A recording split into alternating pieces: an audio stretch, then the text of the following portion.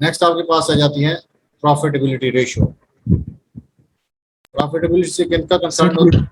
Yes yes please sir ये interest and ये ratio एक बार फिर समझा दें सर, टाइम इंटरेस्ट एंड वाली।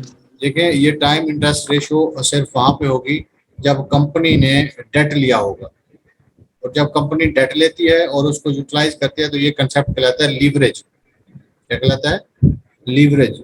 कि कंपनी ने डेट लेके वो पैसा इन्वेस्ट किया, उसको यूटिलाइज किया और उससे कितना अर्न किया। अगर कंपनी के जो अर्निंग है वो लीवरेज डेट लेने से पहले से बढ़ गई है, यानी हमने इंटरेस्ट एग्जांपल इससे देख लूँ कि इंटरेस्ट की वजह से हमने मिसाल के तौर पे 200 अर्न किया, तो जबकि हमारा इंटरेस्ट एक्सपेंस था वो मैक्सिमम 40 या 50 था, तो हम डिवाइड करें तो ये 3-4 मरतबा बनता है उसका 200 का। तो यहाँ से पता चलेगा कि हमने उसको सही तरीके से यूटिलाइज किया, रेवेन्यू जनरेट भी किया और हम उसको पे भी कर सकते हैं। लेकिन अगर आपका इंटरेस्ट एक्सपेंस 50 बनता था और आपने अर्निंग कर ली 30, तो वो आपकी क्या होगी? इनएफिशिएंसी होगी कि आपको एक्स्ट्रा मतलब बर्डन पड़ रहा है इंटरेस्ट का। क्लियर है?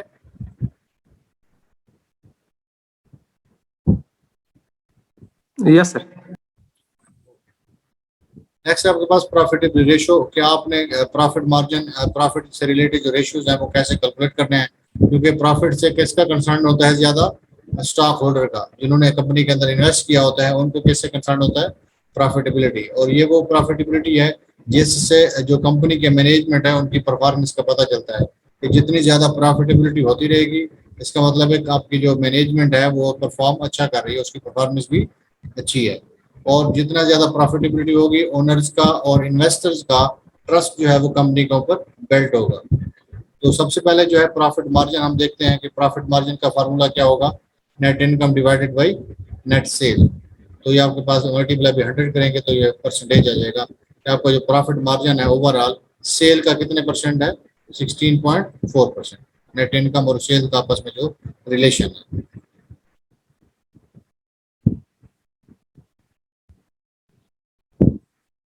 Class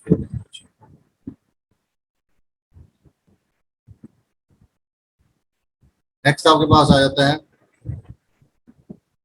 return on total assets. Return on total assets कि आपने कंपनी के शॉर्ट टर्म और लॉन्ग टर्म, करंट और नॉन करंट एसेट्स को, टेंजिबल और इनटेंजिबल एसेट्स को यूटिलाइज करके कितना एक अर्न किया। वो तो अर्निंग कौन सी होती है कंपनी की? Net income.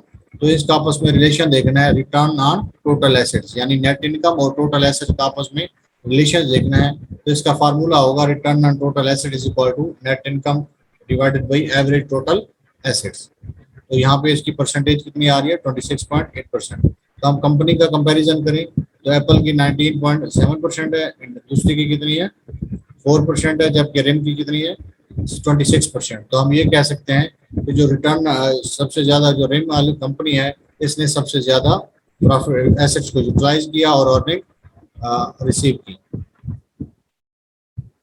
अब इसको अगर आपने दोबारा मतलब मेजर करनी है तो इसका दूसरा फार्मूला ये भी हो सकता है कि प्रॉफिट मार्जिन को आप टोटल एसेट टर्नओवर के साथ आप मेजर कर ले। टर्नओवर का फार्मूला क्या था? Net sale over average assets. अगर ये दोनों आपने मेजर की हुई है प्रॉफिट मार्जिन और टोटल एसेट टर्नओवर, तो और आप दूसरी आपको रिटर्न ऑन टोटल एसेट मालूम करना है, तो अगर आप इन दोनों को मल्टीप्लाई कर देंगे तो जो आंसर आएगा वो क्या कहलाएगा? रिटर्न ऑन टोटल एसेट्स का। और या इसका दूसरा एक और फार्मूला ये भी है कि आप net income divided by net sale multiply by net sale over average total assets. ये कौन सा फार्मूला है? Total asset turnover, sorry net income का प्रॉफिट मार्जिन वाला। और ये आपके पास net sale over average total assets का है और ये नेट इनकम। यानी इस तरह से कर सकते हैं, इस तरह से भी कर सकते हैं, या इंडिविजुअली आप भी कैलकुलेट कर सकते हैं जो प्रीवियस फार्मूला था। यानी इसको डिटरमिन करने के आपके पास 3 फार्मूलाज हैं।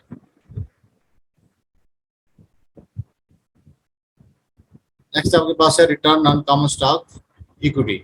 अब आपने देखना है कि नेट इनकम का और कॉमन स्टॉक इक्विटी का क्या इम्पैक्ट, क्या रिलेशन है। तो इसलिए अगर आपके पास प्रेफर्ड स्टॉक भी है तो उस नेट इनकम सबसे पहले क्या कर लेंगे? प्रेफर्ड स्टॉक माइनस कर लेंगे, क्योंकि बाकी जो बच जाता है उनके ओनर्स कौन होते हैं? वो कॉमन स्टॉक होते हैं। तो इस वजह से अगर कंपनी के कैपिटल स्ट्रक्चर में प्रेफर्ड स्टॉक नहीं है तो फिर इसमें से कुछ माइनस नहीं करेंगे। अगर डिविडेंड दिया हुआ है तो नेट इनकम से पहले डिविडेंड माइनस करेंगे, उसके बाद हम average common stock holder equity पे डिवाइड कर देंगे तो फिर आपको नंबर परसेंटेज मिल जाएगी कि आपने स्टॉक होल्डर इक्विटी का कितने परसेंट आपने इनकम जनरेट किया। तो यहाँ दो कंपनीज दी हुई हैं, तो ये देखें, रिम कंपनी का 36 शेयर है 5 पे, एप्पल का 30 शेयर है 5 है, जबकि इंडस्ट्री का कितना है 6 है। तो ओवरऑल आप रिम कंपनी का क्या रहा, रिटर्न अच्छा रहा as compared to other companies.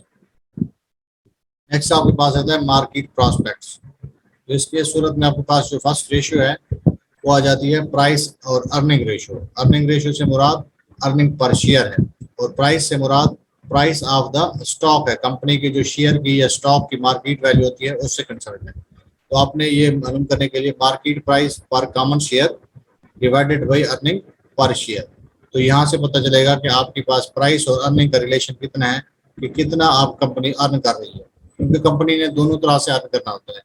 जब आपका अर्निंग पर शेयर इंक्रीज हो जाए या आपका मार्केट प्राइस इंक्रीज हो जाए, और जब तक आपका अर्निंग पर शेयर इंक्रीज नहीं होता मार्केट प्राइस इंक्रीज नहीं होती, क्योंकि मार्केट प्राइस आपकी प्रॉफिटेबिलिटी के ऊपर, कंपनी के डिविडेंड रेट के ऊपर, कंपनी के इन्वेस्टमेंट और नए प्रोजेक्ट्स के ऊपर डिपेंड कर रही होती है। नेक्स्ट आपके पास है डिविडेंड यील्ड्स। अब यहाँ पे जो रिलेशन है वो डिविडेंड का है, एनुअल कैश डिविडेंड, और मार्केट प्राइस का है। पिछले रेशियो के अंदर दो चीजों का था, अर्निंग पर शेयर का और मार्केट रेशियो का, जबकि डिविडेंड के अंदर किसका है, डिविडेंड का और मार्केट प्राइस पर शेयर की, इनके आपस में रिलेशनशिप को क्या बोलते हैं, डिविडेंड यील्ड।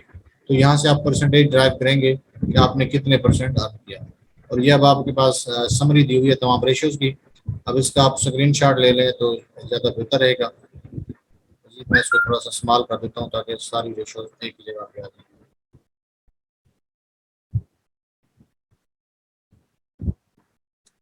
देखिए रीडेबल है।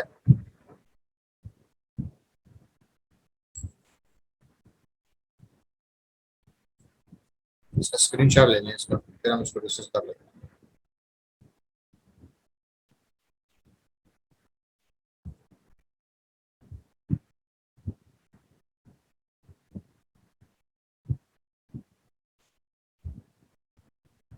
ये आपके पास लिक्विडिटी एंड एफिशिएंसी रेशियो हमने डिस्कस की, करंट रेशियो। तो ये क्या बताती है, short term debt paying ability.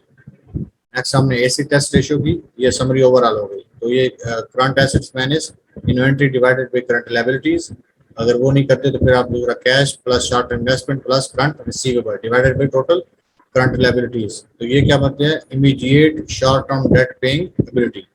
अगर आपको अभी पे करना चाहे तो कौन से एसेट्स हैं जो अभी कैश में कन्वर्ट इजीली हो सकते हैं। नेक्स्ट आपके पास अकाउंट रिसीवेबल टर्नओवर। तो इसका फार्मूला क्या है, net sale over average account receivable.